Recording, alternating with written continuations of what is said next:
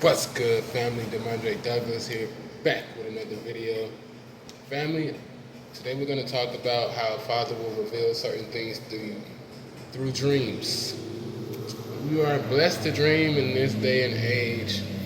Man, you are definitely favored. They do so many things to try to keep you asleep. If you're on drugs or alcohol, more than likely you don't dream. Maybe sometimes every now and then you will, but for the most part, even when I was on weed, even I was on alcohol, I didn't dream. I would just sleep. It'd be like I blacked out and I would just wake up. So now I dream all the time, every time, sometimes lucidly, consciously, whatever you want to say. So when I first moved to my new space, I had a roommate. And the people that placed me in this space said, we're placing you with him because he has twins, you have twins, and you guys have been through similar things. So I was like, cool. So I meet the guy off rip.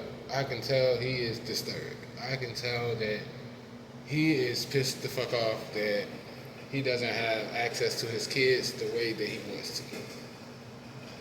Whatever. Immediately, I ask him what's going on. He tells me it's a custody issue type deal. We pray about it, and a few days later, he actually got to see his kids. It was awesome. For those next couple of weeks, bro, I'm talking about, bro was a different person just off of seeing his kids that one time. And I don't know, I was quite pleased with Father. I was definitely happy. So after that, it was a while before he saw his kids again. So outside of his kids, we hadn't talked about anything. I don't know anything about bro outside of the fact that he has kids, he's going through a court issue with custody, period.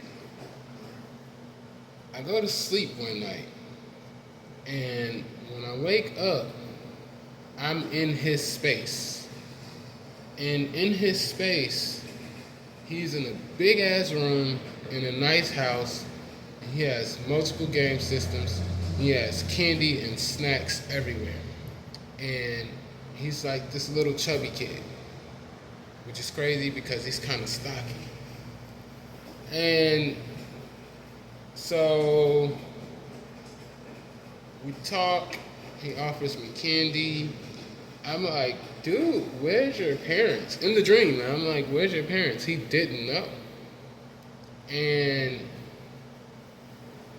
without going into too much detail, he pretty much told me that he raised himself. I got the sense that his parents, they just threw money at him. Like, they just bought him shit, but they never really loved him like a child was supposed to be loved. They just spoiled him. As long as he did it good in school, hey, you get what you want. So I wake up and I don't want to ask him about it because I don't like to tell people about the supernatural because they're either going to react one of three ways. Either they're conscious enough to know that there are certain beings, certain people who have access to the spiritual realm and they're going to respect it, or they're going to be afraid of you, or they're going to think you're trying to attack them and they're going to try to attack you. It varies wildly. The people I think understand and respect it will be the ones that are afraid as hell. The people I think that will attack me will be the ones that respect it, and it's just crazy. So I just let Father decide whether or not whatever I experienced or saw in the spirit should be revealed to them. So immediately I was like, you know what? That's just a dream. I'm gonna disregard it. We're in the same space, and often, like when people are in my space, bro, or I'm in their space, when I go to sleep, normally the first night, worst case scenario, the third night, I will have a dream and I'll be in their space, and it's like I will be able to see how they're living or where their mind is spiritually. And so the week I had that dream that weekend, his mom came. She's a very beautiful woman. She's got a lot of money. Come to find out, her and his stepdad own a company. And I thought that that was very interesting because in my dream, I saw that they had a lot of money. And so she pretty much did exactly what I saw in the dream. She came, hey, you good? Yeah, I'm alright. Here goes some bread. Here goes some snacks. Deuces. Till next week. And my jaw dropped, family. I was like, wow. And it's like, he's so numb to it. Like, I didn't see any type of, like, love. I didn't see any type of, like, intimacy, any type of hug. And that's wild to me because a lot of times in this reality, women are closer to their sons and daughters are closer to their fathers. So for them to have that interaction, and again, they're not mad at each other, they're not beefing anything. She's looking out. But it's like whether she just doesn't know how or doesn't care, her way of taking care of him was just making sure that he had money, making sure he had food, making sure he had a roof. And that was wild to me because in the black community, like, they live by that, they swear by that, and often a lot of black men and women have grown up not having real love, not being shown real love. And their parents will often say, well, I raised you until you were 18 without you being dead or in jail, so I did my job. But they never taught you life lessons. They never told you, hey, you shouldn't do this, or if you're ever thinking about this, you can come and talk to me about it. You just had to figure out everything on your own, and you just had the benefit of knowing that, well, I got somewhere to lay my head type shit. So I had another dream, and that's when I realized that the reason why he was in the situation he was in is because he fell in love with a Delilah. And anybody, you should recognize Delilah from the Bible, Samson and Delilah. Delilah, to me, is more dangerous than Jezebel. Because women with the Delilah spirit, they will be nurturing, they will be enablers, they will show you respect. They really do a good job of imitating love. Out of the major female spirits and entities that you can channel or possess, I find that Delilah has found a good way to imitate love. So, because he didn't get that love from his family, he fell in love with this woman who he thought loved him. And she flipped on him. Once they had the kids, it was like, I got him. And he even told me that later on, you know, like everything was perfect until we had the kids. And I see that with a lot of men. Like, they'll be like, bro, everything was perfect until we got married, or everything is perfect until we had kids. And it's because if you're connected to or tied to a person that has an evil entity attached to them, 9 times out of 10, they're going to wait until they have some sort of way where they know they can lock into you and you are not going nowhere. And that's either going to be financially, maybe you guys bought a house together, maybe you guys have cars together, or there's going to be with marriage, knowing that, okay, now if you separate from me, I'm going to be able to take X, Y, and Z. It's cheaper to keep her type situation. Or the most dangerous one, the worst one, is children. Because once they have those children with your family, y'all locked in for life. People say that, well, I only have to deal with her or him for 18 years. That's a fucking lie. You will be seeing that person off and on for the rest of your life. Your kid's going to graduate college in their early 20s, and you will have to see their mom or dad. This is just facts. And also, it will be a constant battle, a constant war of the minds between the children and who's right and wrong. I've seen this a lot. I've even seen people where they're like, well, I don't speak negative of their mom or their dad. You don't have to, because that other person, trust me, they're doing it. They're doing it. And they love to say things like, well, if your father was helping, or well, if your mom was a mom, shit like that, little slick shit. But it really fucks with a child's mental, and they'll really start to grow to have animosity toward their other parent who's not financially able to do for them. And to be honest with you, oftentimes the parent that's missing is missing because they're going through it spiritually, financially, psychologically. But because as children we don't know that, it just seems like you don't love me. And so it's real easy for that other parent that is present to force that narrative. Like, yeah, they don't give a fuck about you. So this all led me into realizing that depression is top 3 spirit in my mind as far as doing battle with. And here's why. This is my opinion. This is my experience.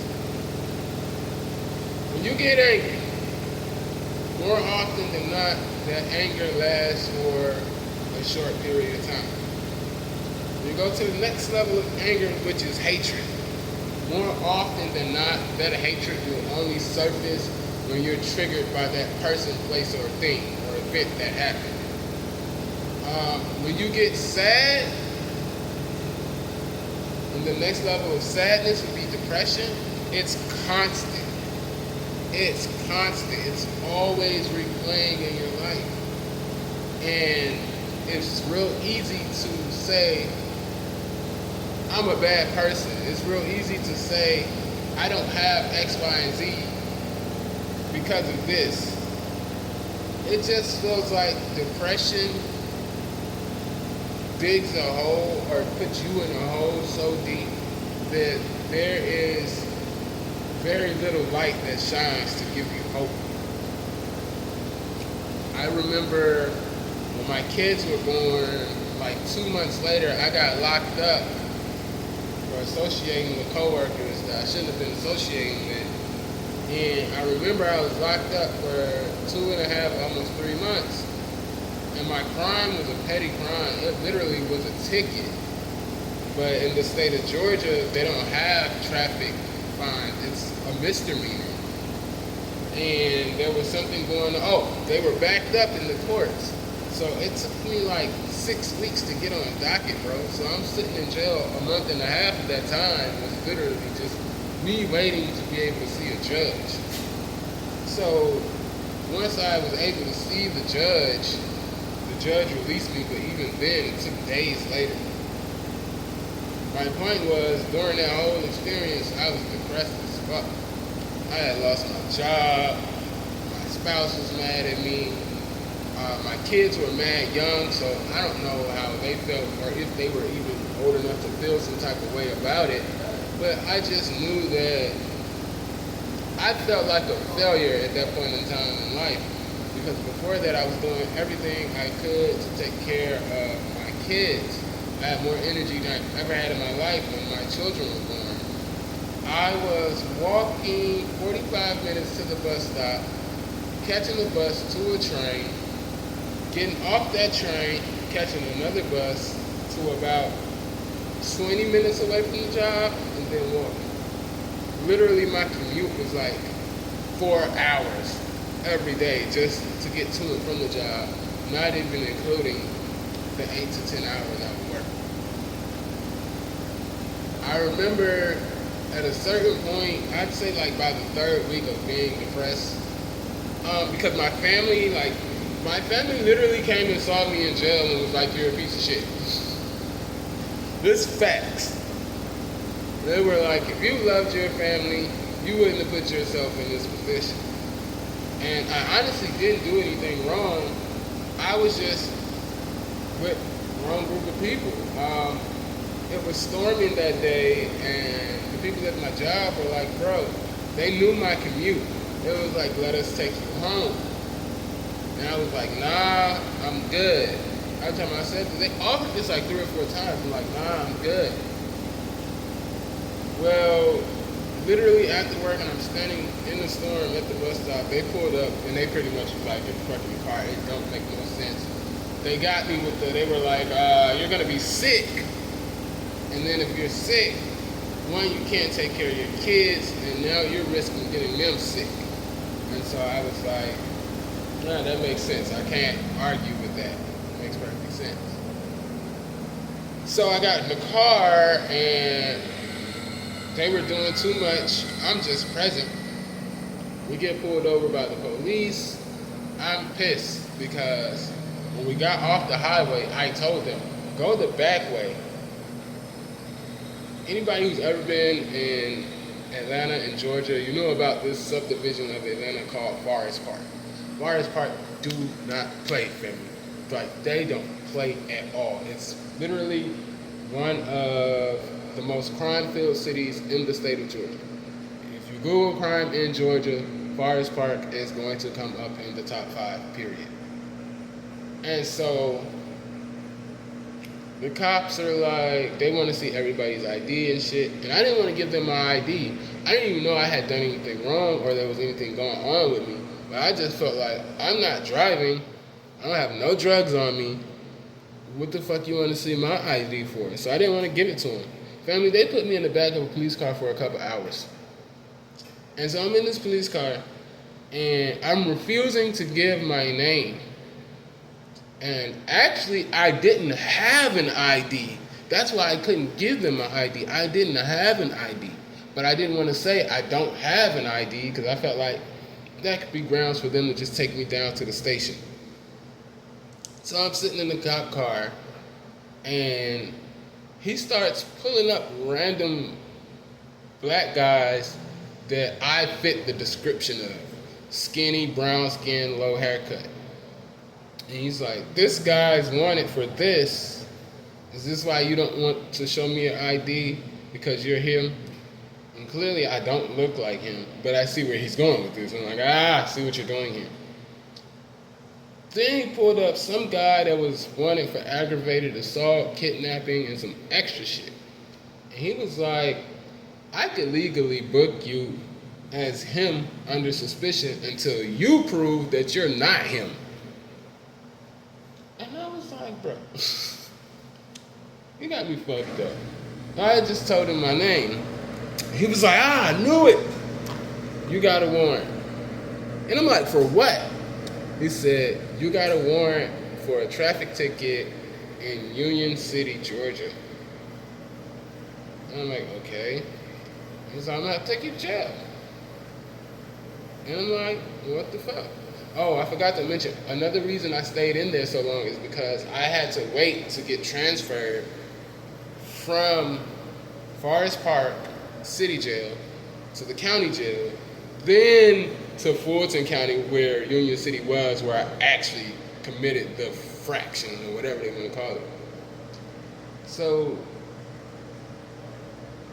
I realized that me being depressed about the situation wasn't going to fix the situation. And the only way to fix the situation was to be the best version of myself so that I could provide for my kids. And that's what I ended up doing. And literally within a few months, my life had turned all the way around. And that situation was just a memory. Not everybody can do that. I've witnessed people be depressed about shit that happened years ago. Like, they'll just open up and tell me about certain situations. I understand the death in the family. If you had a really close relative and this person was your everything, your rock, and they passed away, I could see how that could affect you on a day-to-day basis. I still don't believe it's a reason for you to be depressed and never recover, because if you love that person and that person loved you, then you know that that's not what they want for you. So, to everybody battling the spirit of depression, We bind the spirit of depression over your mind, body, and soul in the name, power, and authority of our Lord Jesus Christ. We decree and declare that you will be filled with the spirit of hope, energy, protection, and prosperity in order to grow closer, elevate yourself, and become a new person, family. It's not God's will to see us broke, busted, and disgusted. The enemy comes to steal, kill, and destroy, and this is not just materialistic. This is mentally, physically, spiritually. He wants you dead. And when it comes to your children and your loved ones, those are two of the closest things, two of his biggest tools that he likes to use against you, family. God loves you. If you're battling depression, go talk to somebody that you can trust, family. Just know that the only way out of it is to literally decide in your mind that I'm not going to feel this way anymore. I'm going to do everything I can from this point forward to achieve whatever it is that you want to achieve. At a certain point, you will get tired of being sick and tired. And if you're watching this video, I feel like that is where you're at, and this is your confirmation that it's time to hit the ground. I don't care if you gotta start crawling. Some people gonna hit the ground walking, some people gonna hit the ground running. Even if you hit the ground crawling, family, just start taking little steps to get to where you're trying to be. All praises to the Most High. Peace, love, and light to you all.